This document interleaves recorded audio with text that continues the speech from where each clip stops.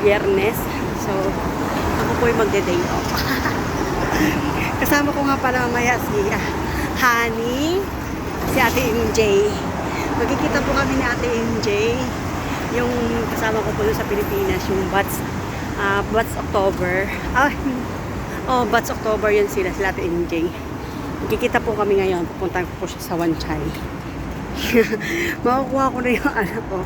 Yung pinadala sa Pilipinas. Ano silang buwan yun bago ko nakuha. Diba? Ang tagal-tagal bago ko nakuha. Pinapilit ka sa Pilipinas. Okay lang yan. At least makuha ko siya ngayon. Charot. So, pupuntahan ko sa John. Unang tatagpuin ko is si Honey. So, naman, dating daan. Dating daan. Dito pa rin ako sa daanan ko.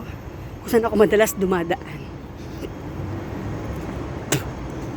Yan. Andun na yata si Honey. Sabi ko, papunta na ako. Sabi ko, asan ka na? Andito na ako. Ikaw, asan ka na?